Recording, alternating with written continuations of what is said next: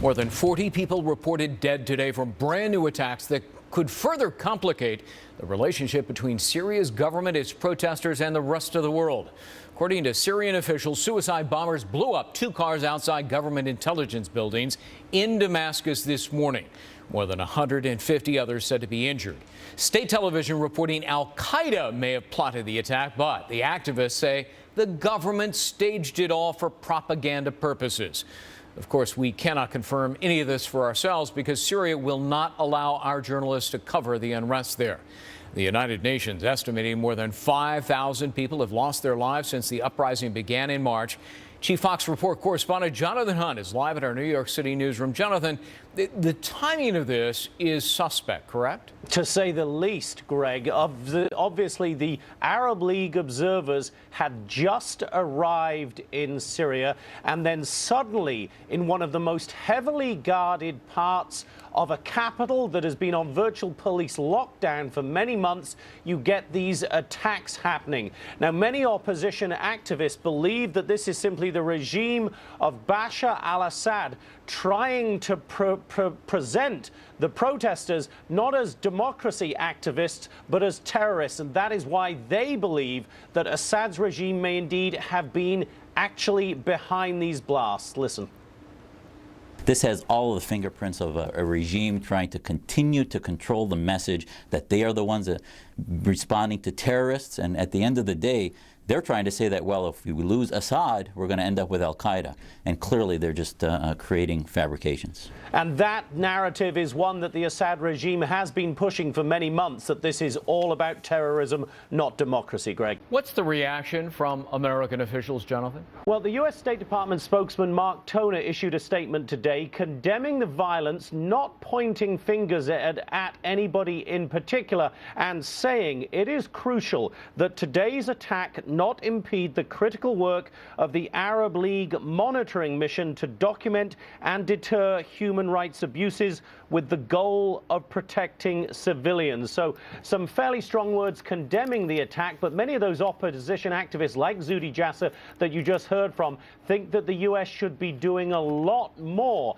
to bring about the fall of the regime of President Bashar al-Assad, given his long-standing alliance with Iran and Syria's long-standing ties to international terrorism, Greg. Jonathan Hunt. Jonathan, thanks very much. And Jonathan will be chatting about this story and others throughout the hour. You can weigh in at foxnews.com/Shep. Just click the On the Hunt link on the right-hand side of the page. Joining us now to talk a bit more about it, Michael Singh, Managing Director of the Washington Institute, former Senior Director for Middle Eastern Affairs at the National Security Council. He has served as Special Assistant to Secretaries of State Condoleezza Rice and Colin Powell. Mr. Singh, good to see you. Hi, Greg. It would be incredibly devious and heinous if, in fact, this was Bashar al-Assad and his government thugs who staged the attacks to try to influence the Arab League observers who are just arriving. In your judgment, how possible is that? Well, Greg, it was a horrific attack, and we are right to condemn it regardless of who staged it. But, you know, the Syrian regime's explanation that this was al-Qaeda, I think, should be viewed with skepticism. I mean, remember, this is a page right out of the dictator's playbook. Muammar Gaddafi blamed al-Qaeda for the protests there, and the other Arab dictators who have been toppled did the same thing, essentially. And so I think we need to look with great skepticism on the possibility that this was al-Qaeda, as the regime has said. Now, was it the regime itself? Obviously, that would be an extremely sort of devious, cynical, and horrific thing to do. It could also be disaffected elements within the regime, security forces and so forth that did this. But this is a state that sponsors terrorism, engaged in terrorism, so it wouldn't be on what they do normally. Look, I want to move it forward to Iran because Assad's forces reportedly running low on ammunition and other assets to pursue their violent crackdown against anti-government activists. We're getting some evidence that Iran is trying to resupply Bashar al-Assad with weaponry and ammunition. You think that's true? I absolutely think it is true, Greg. I mean, they've been doing this since the beginning of the uprising in Syria. There's no reason for them to stop. Syria is a major strategic asset for the Iranians. It's their link to Hezbollah, and it's really their only ally in the region. And now, when they're under greater international pressure, they have more reason than ever to support Damascus. All right, what do we do to get Bashar al-Assad out of power and to help the people of his country? Well, I think the two things that are going to affect Assad most of all are first the economic squeeze, because he really is running short on cash and the economy there is in an awful state.